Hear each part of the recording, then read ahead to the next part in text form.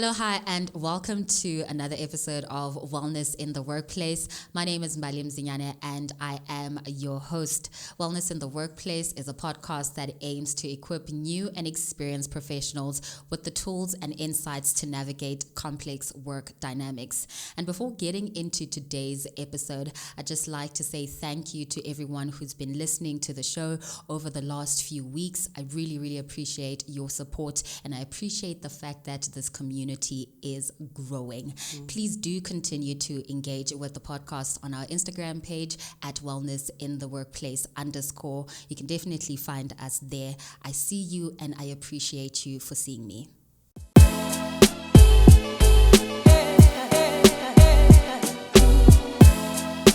So in today's episode, we are talking about intellectual theft, and I have with me in studio someone who is going to unpack this topic with us. I have the pleasure of calling her my friend. Yeah. She is an absolute powerhouse, and her name is Sibongile Gangxa.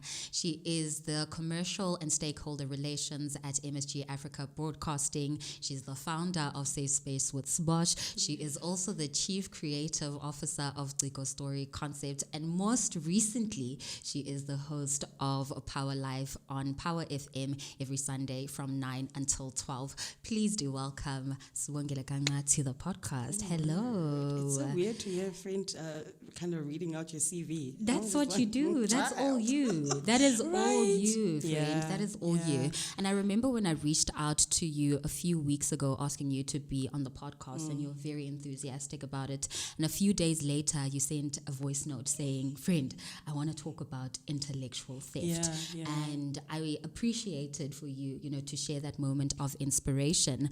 And I'm just looking forward to your insights on, what it is, if you've actually experienced it in your personal capacity, and how people can be aware of intellectual theft in the workplace. But before getting into the meat of our topic, I'd like for you to just please give a brief overview of your career history and just let the audience know who Sibongile Gangxa is. Yeah, thank you so much for the opportunity. Yes. One, even the reason why I was so excited when you invited me is because I was like, what an honor. Because I'd started, obviously being part of the journey when you started Wellness in the Workplace, and even, Life with Mbali.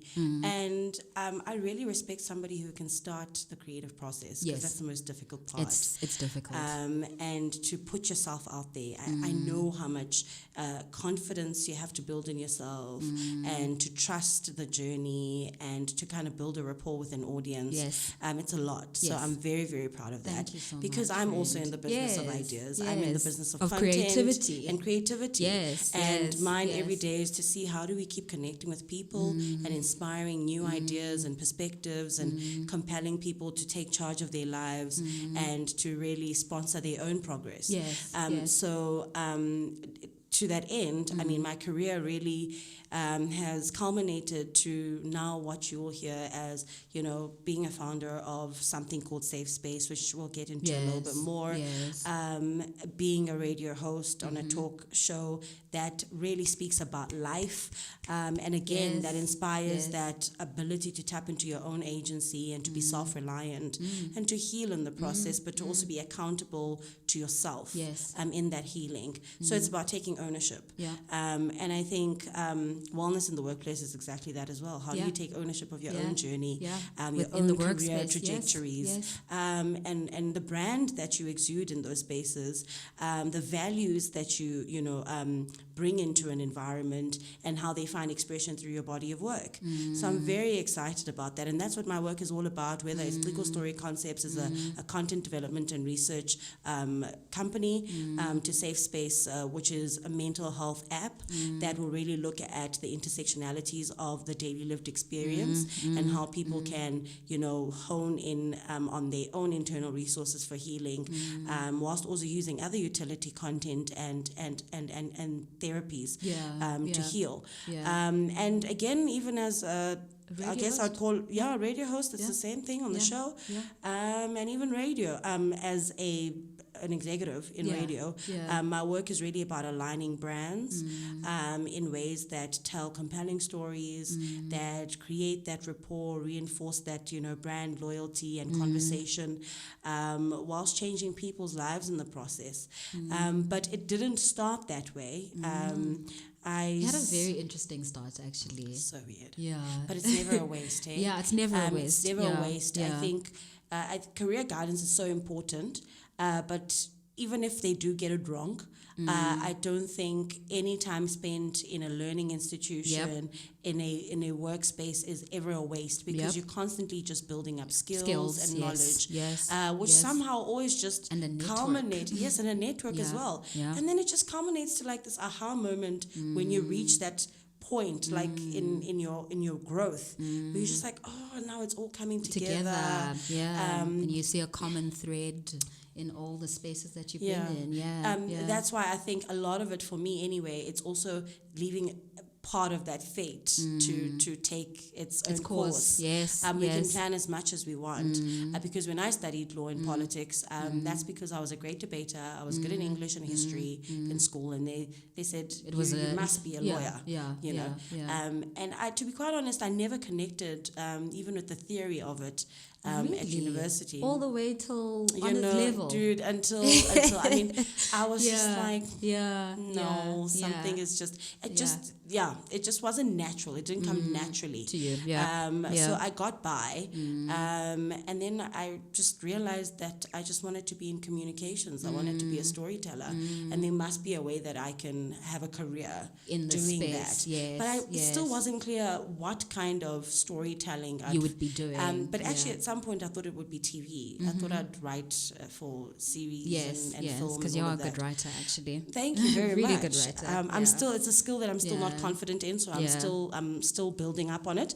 But I found myself at an agency. I worked at a PR agency, and then 8 years ago, Power 98.7 made the call for a producer role. It was a junior producer role, and then once I got it, that's how I started. That's how you started. And the rest is history. Yeah. Okay. So now, being in such a creative space, I'm pretty sure that the topic of intellectual theft comes up a lot, and I think maybe that's the reason why you actually suggested the topic to begin with. But for people who might not know what intellectual theft actually is in the workplace, what it looks like, and especially because of the blurred lines between teamwork and collaboration, and then someone passing off your ideas as their own under the guise of teamwork, what would you define intellectual theft as? It's a very complicated one for me. I think, look, something like the Makate case, the Vodacom gentleman. Yes. Now that is like serious, classic intellectual theft, right? But then there's also the complexities of your employer-employee relationship being a legal contract. And there's that thing called restraint of trade. Where whatever you contribute to that environment is limited and can only be used in that environment, right? But then you are also in a social contract with your employer. They have to sponsor, or they have an obligation to sponsor your progress, and that has to be a very transparent and affirming process, in my opinion. So I'm not concerned about the legalities of it. I mean, even if I came up with a concept for Power 98.7 right now, I wouldn't. If I left tomorrow, obviously I wouldn't take that idea and take it elsewhere, because that's my contribution to the broader body of work of the radio station. But my issue is around the politics of not honoring the creative effort that people make, the knowledge that they bring into a space, and not putting their name on it. For me, it's the politics of erasure that I'm worried about, and that's where then it becomes notorious. And I say, well, then you are stealing from me, because you're actually stealing from my shine, my light. So I think I have an issue with the erasure element of it. Not that we should not be pouring into the businesses we work for, but when you are intentionally being overlooked and being erased, there's a psychological violence that it has on you. Yeah. And I think that is where the wellness aspect comes into play, right? Because if you're constantly being silenced, being erased from work that is actually credited to you, it does affect your overall wellness in the workplace, right? And it breeds resentment as well, by the way. It definitely does. I mean, I've had moments, sorry, Boss. I know you've got your questions. You're shooting. No, go for it. Go for it, please. But I've had moments where, I would sit and they would literally attribute something I did and I spent hours doing it. Yeah. Mr. Zwanban did that.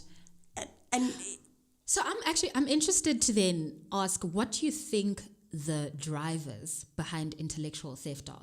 Because I think there are politics obviously within the workplace, and there are different dynamics, racial dynamics, gender dynamics that contribute to these drivers. But absolutely. In your experience, what has contributed to that? I think for me, one, it's the projection of incompetence. Hectic. Look, so we speak about creativity a lot, like it's a natural thing that everyone has. That comes to people. But there are people who generally have a complex around not being able to cultivate ideas. And I think, for their own sense of self-preservation, they do it sometimes because they're in a fix. So I think it's that level of feeling exposed. But also then there are gender dynamics for me in it. Yeah. I have never had a woman take my idea. Really? Never had a woman claim easy victories over my ideas. And in the experiences where you've had men take your ideas? Oh, no. I mean, they do it without even flinching. Without shame. Without shame. So definitely male privilege also, I think, has something to do with it. I think ageism as well in my case. Interesting. I think I'm one of the youngest people in our, management team. So I think sometimes, even though we're all managers, male privilege overrides that we are peers. And it happens a lot. And also you're always confronted with the issue that you don't want, because you can easily be problematized for calling it out immediately. Yes, and isolated in the process of doing that, right? So you sit in a moment and you're having this weird out-of-body experience. And you really feel like somebody has invaded your space by taking from you. It's wild. It's wild.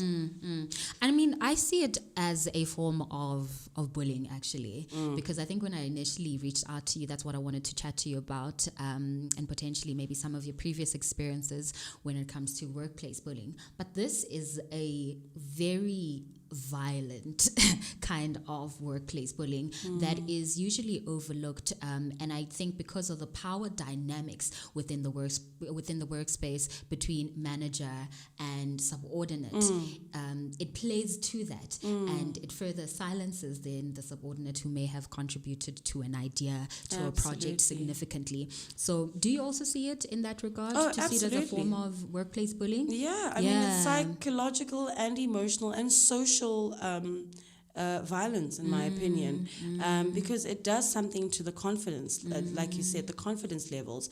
But also then you start becoming a lot more measured in how much energy you exert into work and projects and the ideation process. Because why would I put in my all if I won't be recognized? Yes. And for me, Mbals, also it speaks to then it's an indictment on you if you cannot bring yourself to acknowledge somebody else's brilliance, especially when they're your subordinate. It's an indictment on you as a leader. Because yours is to always give them that stepping stone, that platform. I mean, like I say, women allies in the workplace are everything. My former manager at my previous employer was a woman. And when she realized that I was able to present ideas and she realized that I had a reasonable ability to write and conceptualize, she started taking me to client meetings. She didn't. In fact, that was not the culture at the company. But she said, there's no way I can bring this to my client because I didn't conceptualize it. My words are going to fail me. So it's two things. One, she understands the collective value that we are all about in a workplace, that Yes. we want the business to succeed. So she doesn't want to compromise that when it comes to being client-facing. But she saw it as an opportunity for me to be exposed to those boardrooms, to have a seat at the table, to build in my own confidence, to build my own network, to an extent that I didn't stay long in that business. Yeah. Because I was able to move on to the next thing. Yeah. She empowered me. So there's also that social and soft element To it, about that human-centric leadership Yeah. dynamic that I think we all owe it to ourselves to employ. Yeah. And if you don't have an ally, for someone who might not have an ally like you did in your case, and, they consistently overlooked for their ideas, consistently overlooked for opportunities of presenting their ideas, how do you think they can really just go about navigating that? Because I think that can be challenging if you don't have someone vouching for you. Yeah. Yeah. Well, there's two things. I mean, that's why a lot of businesses also struggle with staff retention, because people just go on to greener pastures and they leave a space that they don't feel recognized in. Or the alternative is that then you become the angry girl, right? Oh, You goodness. become the bee. And you fight your way through it. Yeah, because you're fighting all these petty battles, as they would say. Yeah. But actually the violence is bigger. It's bigger to your psychology, your mental state. So you become the girl that becomes pedantic when mails are being sent to say, can I please just flag this one point? When I wrote this document, this was my thinking. This is what Also, I you're was always trying thinking. to reclaim power and reclaim your name in a creative process, and it's so Which much, can be exhausting. It's exhausting and unnecessary. Also, it's embarrassing when you have to step in a meeting because somebody, is appropriating your work, but now they've lost their train of thought because it wasn't their original thought to begin thinking. with. Yes. You know, yes, so yes. it really becomes those two things. You stand up for yourself, which I think, by the way, it's a good skill to learn, that you do need to stand up for yourself and defend your ideas and your integrity as a creative. Yeah. I mean, the creative process is sacrament. It's very deep. It's very intimate. It takes very personal. It's very personal. It's very. Who said that? Lauren Hill. I think so. Or Erica Badu. I take my art seriously or something. But really, it's very personal. So it does feel like a personal attack when somebody just claims it as an easy and just victory. overlooks you. Yeah. And I mean, you've already alluded to, the role that managers or leadership should actually take in empowering, junior staff or subordinates when it comes to just sharing their ideas and promoting their ideas. What role do you think your colleagues also play? Because I do think that they play a role. As in your peers? Yeah, your peers, yes. I think your peers. I like that because, teams that just have a very collaborative spirit can kind of fight those battles collectively. So I think that allyship and just and that camaraderie. Also just, there's something about feeling safe with people. That then... And trusting them. Yes. It almost, you don't even mind if your colleague who's an ally were to go up on a podium and make a speech that you wrote. Yeah. Because the tone is different. Yes.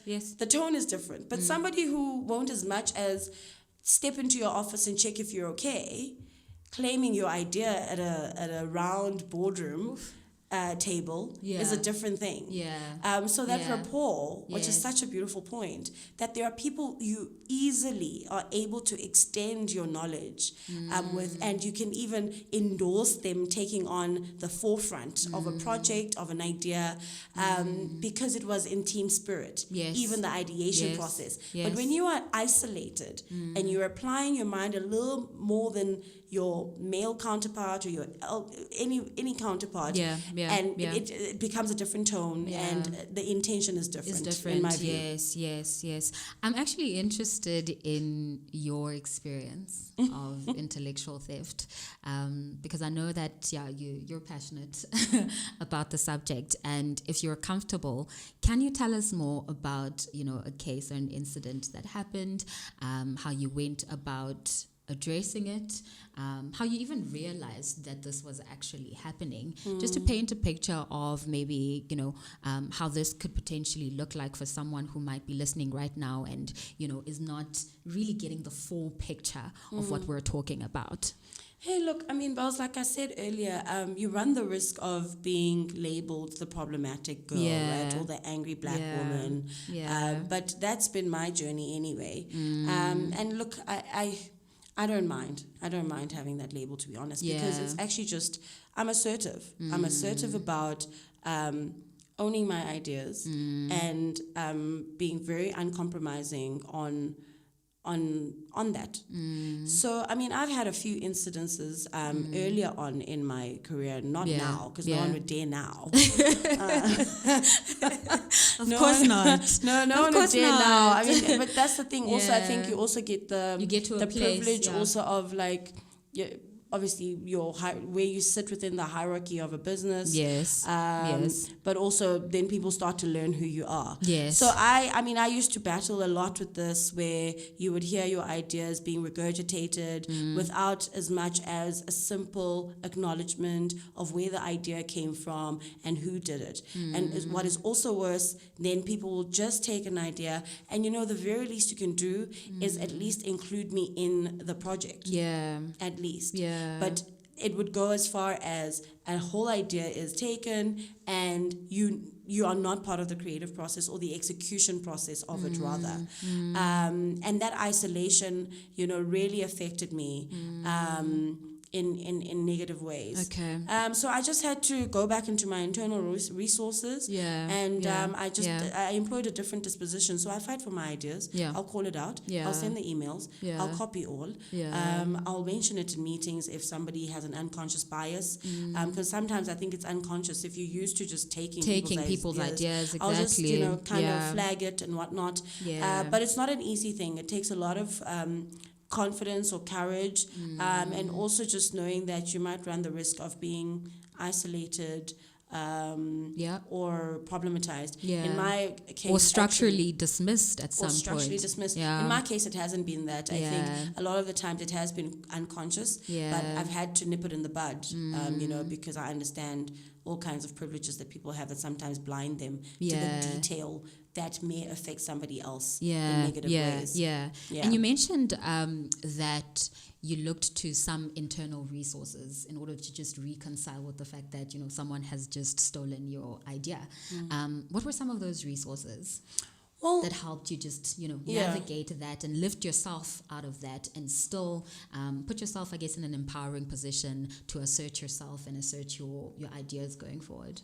It was going back to why I'm in the business of what I do, and also understanding how much it takes to get to a point where you are somebody who creates meaningful work. To also know that when you're coming up with an idea, the intention is so sincere. You can already feel and the texture of how it will be experienced by that audience that you're creating it for. You can feel it, you can see it, and you can't unfeel it or unsee it. So you become married to that idea, and you just want to see it right to execution stage. So when somebody just takes it, it's like somebody's taken your baby. And not even like acknowledging that you have gone through that process, and there's heart behind it. So it was a matter of just having to defend that hard work. And honoring myself. And just in the process of creativity or creating, what do you think is the role, or what role does self-awareness and understanding your self-worth play there? It's everything. Because I think that could also play a role in how much you defend your ideas, especially when you know your worth. So how has that really played out for you? It's been an interesting journey. I think, though, to be quite honest, I think it's in the past 3-4 years that I have finally realized that it is that deep. So for the longest time, I thought, we're just creating. It's a world of ideas, we're having fun. And then you realize the creative economy is huge. Capitalism understands the role of creativity, of innovation, and people are making a lot of money and shaping narratives that inform public discourse, that inform politics, that inform culture, that inform behavior, and personal choice. And then you realize how deep it is. But to your point about self-awareness, I think I was saying to you offline, you can't give people what you don't have. And the reason why the past 3 to 4 years have been very revealing and empowering for me, it wasn't only about understanding the creative economy and how much it makes and the value it adds to society or how it takes society forward, but it was actually also understanding that there's a responsibility that you have. You have to be accountable for the creative work that you put out. Because it shifts needles. Okay? Just by saying one thing on a radio station can determine somebody's mood or tone for the day or the decision that they make. Something as simple as a traffic report. You have completely... Like I always say, radio, by the way, is like the original AI. Like somebody has already decided for you which route you must take. And you don't even question the information that they share. No. You just like, no, they just said, I'm going to stay away from William Nickel. So I'm staying away. So that's the power of creativity, particularly in the media space, where you've got this huge audience. Self-awareness was very important because also you don't want to feed or churn out content that is laced with a lot of anger, resentment, insecurities, fear, projections, lack, scarcity. You don't want to. You want to give and pour out from a place of scarcity. I like that. And so I had to do my own healing and my own unlearning and relearning and redefining what my role is in the broader public in terms of conversation and how it compels meaningful action for people. So self-awareness is key, dude. It's very key. You can see it in the quality of ideas that you put out. And the way people receive the idea. And also the people that receive that. The type people of people as well who receive it. It becomes such a beautiful reflection of your own internal makeup and how you also engaging the world and your interpretation of that. Because ideas are all about connecting people. They definitely are. Connecting the dots of humanity. Yes, of humanity. And do you think that's your responsibility as a creative? Absolutely. Absolutely. That's the part that I think is very special about what we do. I'm very sensitive and respectful. When it comes to it. About the process of creating and putting your work out there. I was speaking to you that I started a YouTube channel last year. No, I know that. And within 2 episodes, I realized I just couldn't because I actually wasn't in a space to put out the work that I had intended to put out. And it would have just been so disingenuous to come out and say, because there were certain areas of my life that I didn't feel emotionally and psychologically safe about. Ready for, you just can't take people where you're not headed. You're not there. So Sbosh, in a few of our personal conversations, you've mentioned that often when you brainstorm or you share ideas with your team, you are cognizant that nothing is new under the sun.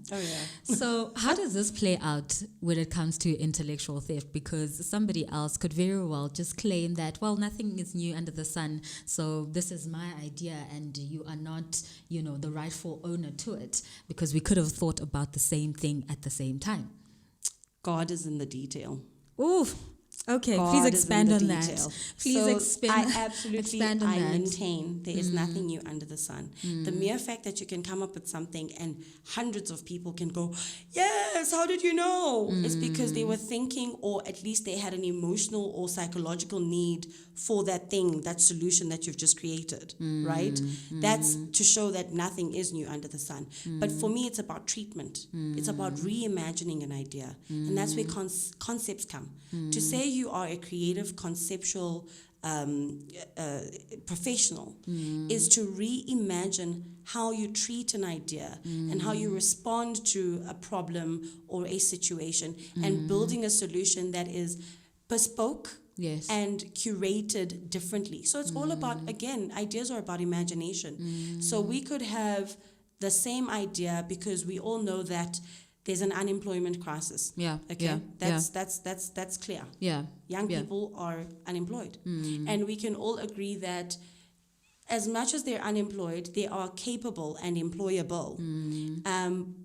And then I could say, then you could have an idea on, no, government needs to create jobs, right? And I could say, there actually are jobs. Young people who are unemployed are doing them as we speak. You know what it's called? It's called care work. The fact that young people in the township are getting paid by pensioners to go stand at SASSA grant queues and then to go fetch them when they're 2 or 3 people close to the front, that's an economy, that's a business. You could actually formalize that into a policy where young people are care workers for the elderly in our communities. Now, I've just come up with an idea that somebody else might have not thought about. Please trademark that right now. No, by the way, care work is a discourse that economists, development economists are very committed to and they talk about a lot. But the ideation of job creation, what I'm trying to say is there's so many ways to go about that. Everyone knows care work exists, but I could come up with something completely different. Like, as I say, that's something that actually exists. Young people do that for pensioners. I could say, take it a step further. Let's start a grant or a fund where young people run old people's errands. You know, you get the private sector and public sector involved. You go through an entire vetting process to see that, pensioners' monies don't get lost, but people go and you go to the banks and you take their money out and you go and pay for their bills and you go buy their groceries and you pay them. You've just come up with something that other people aren't talking about, but we all know that unemployment is a crisis and that young people are capable and there are things that they can do to contribute to society. So it's treatment. And that's what you mean when you say God is in the detail. And also just think the integrity, one's integrity also is the differentiator when it comes to potentially pitching the same idea. You know, how integral were you in the process of your creativity? I like also that God is in the detail because it has just put it has a different touch to it. It has a different touch to it, and people receive it like it's new. No, I like that. I really do. So when it comes to Ciko Story Concepts, how do you preserve the ideas that you share with your clients and you protect your IP? So with that work is a little different because these are clients who come conceding that they are fresh out of ideas. So they need ideas to look good. So in that case, I sell my ideas. Right? So that's different. Those are not ideas I hold dearly to my heart because they aren't my ideas. But if a client says, we've got an issue, we're struggling to reach this market with this product, then I will go and apply I don't care about that product necessarily. I don't care about its market. But and when I say that, I mean those aren't my personal ideas about my broader life philosophy. It's just about pushing product, and then I'll go and find out. My research process is about finding out about that market, finding out about the product. How do you connect those two in a creative, in a heartwarming, bespoke way, and then we make magic. So there are ideas that we're not married to, because they're not our ideas. And when I say it's important to know that difference. The difference. It's important. Of course, to know you've created the idea, but it's on a brief. It's on a brief. You've been briefed. You've been given the problem, so you build a creative solution. But an idea that wakes you up at night, that keeps you up, the one that is about your life purpose, you're just like, I can't die having not done this. Now different. You're messing with me. And for me professionally, my work, I mean, I was saying last week, if I wasn't at Power 98.7, I wouldn't be in radio. Because for me, it's deeper than being at a radio station. I'm at Power 98.7 because it consolidates everything that I believe in about my purpose and my body of work. And if it has created that platform and it promises to sponsor progress of Black people, that's my beat. So the work that I do there is very personal and it's attached to my purpose. Your purpose, yeah. So that's where I become quite territorial and defensive about those ideas. So then what are the practical ways that people can employ to protect their ideas and to promote their ideas? Because part of getting your ideas out there includes promotion, and that's where things can easily go sideways with someone potentially stealing your ideas. So what are the practical, tangible steps that people can take to promote those ideas? I think the first one, just so that you can avoid the other steps, Yeah. find an ally. Okay. Find an ally or allies. So I think be strategic about your positionality within a business, despite where you sit within its hierarchy, but build a social capital that finds expression even if you're not in a room, Okay. where your name can be mentioned in a room because you've built that kind of rapport. But if that is not the environment and it's not conducive for that kind of interaction, girl, be strong. So, like I said, paper trail. The documents, you know, when you do a Word document, there's the author. Yes, always. Always make sure your name, it's your author, you're the author. PDF your files. Send PDF documents as much as possible, because that's the embarrassing part. When you send something and someone wants to convert it, says, please can you give me an open file? Or they just converted from PDF to Word. You know, but then again, stand up for your ideas. So it's happening, nip it in the bud. If you don't have to throw a tantrum, you can escalate it to your manager, say, I'm really concerned, I feel overlooked, I come up with concepts, but I'm not even given the exposure to go pitch if we're going at pitching stage. And if I'm not pitching, I'm not given the recognition by being credited. Yeah. Or even when they win a pitch and they come back, just an email that says, thank you, Mbali, for coming up with this. You have made us all the more enriched. Yes. You know, you are valuable. We see you. We see you. If it's a big campaign, why don't you deploy Mbali into that project team and make her a part of the execution of that idea as well? So I think you do need to raise those issues, but you've got to know your story. Keep the paper trail, be consistent, you know, with communique, and demonstrate your work. Demonstrate your work so that, you know, it's not forgettable, and people cannot avoid acknowledging you.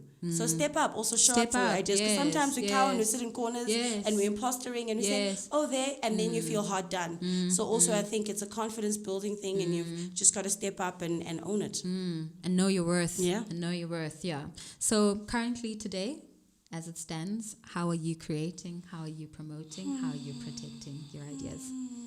It's crazy. So I'm actually in a legal process of patenting one of my ideas, which is an app. Safe space. Safe space. So that's important for me because, you know, the mental health discourse is huge and apps are popping left, right and center. So the name in particular, I mean, I do want to own that name. But secondly, I mean, again, I'm not worried that there's so many mental apps out there. I've seen all of them. Mine is different. So I'm not worried about the ideation process of it, which I'm currently under.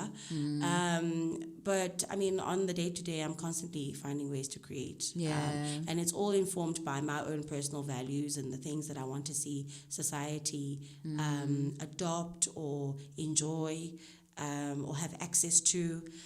So I'm creating around that. I'm very development orientated these days in the ideas that I create. How do they solve a bigger societal problem? I like that. Okay, I think we can get straight into our bonus questions. Okay. I want to ask you, what podcast, video, book, or article have you listened to or read that shifted your perspective about work? The first one, I will admit, was about 8 years ago. It was Sheryl Sandberg, Lean In. Yes. I read that book. I really enjoyed that book. I mean, of course, we can't be blind to her race privilege. Class privilege. Class privilege as well. But I think there are some gender parity realities that are universal that I enjoyed about the book. And just the idea of leaning in. And also learning that you can... maintain your femininity and not necessarily emulate masculinity and to be taken assimilate, seriously. You don't have to assimilate. So I really enjoyed Lean In and that soft power that corporate actually needs. And then in recent times, We Are the Ones We Need, Sihle Bolani. Of course. I'm enchanted also by the back end story of why she ended up, in that space and her own journey. And finding her voice through literature and the conversations that she has regularly on platforms. On her podcast On as her well. podcast as well.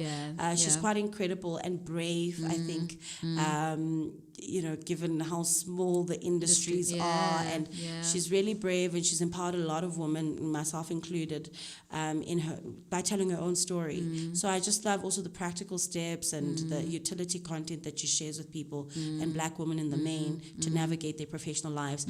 Linda West Kenjana actually had a wonderful book called The Black Girl's Guide to Corporate South Africa, I think. I have to read that one. Also, I mean, she's a powerhouse herself. And she also has a very different and contemporary approach to it. And it's very warm. It's a warm book. It's about relationships, sponsoring and mentoring progress.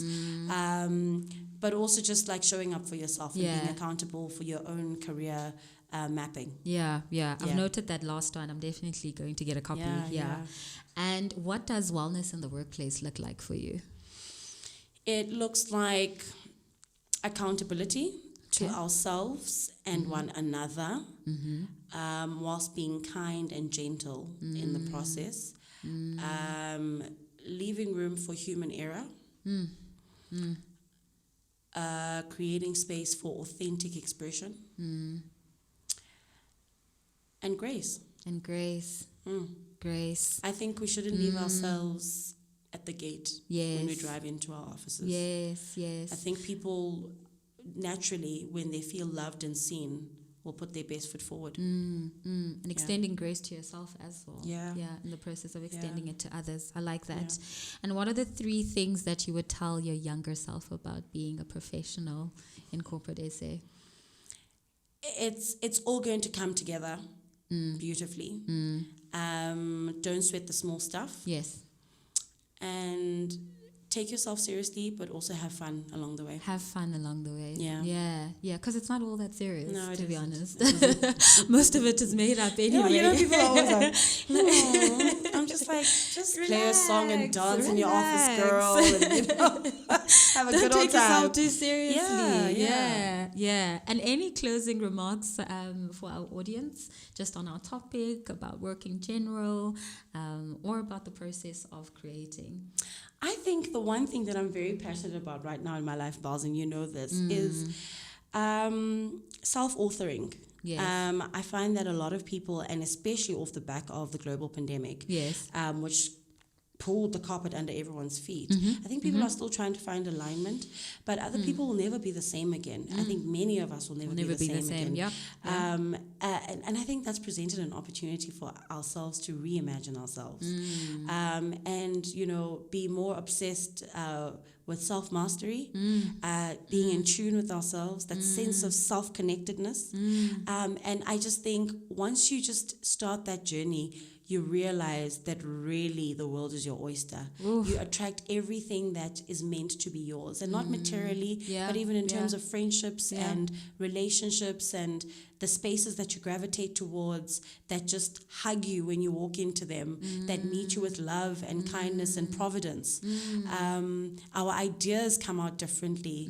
They come from a place of peace and contentment.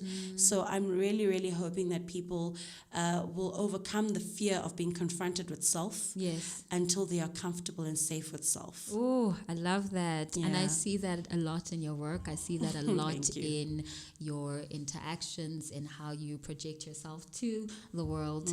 And I appreciate you for it, to be honest. Truly, truly inspired by it.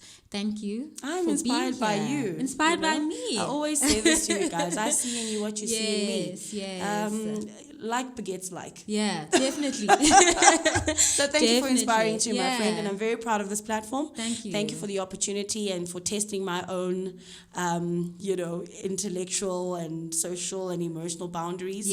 And getting me to think well about how I move and why I move that way. So thank you. Thank you. Thank you for showing up, friend. Thank you for being here. And thank you for tuning in. Like I said, we are on Instagram at wellnessintheworkplace_. Please do reach out to us on there. Leave a comment and let us know your thoughts about our latest episode.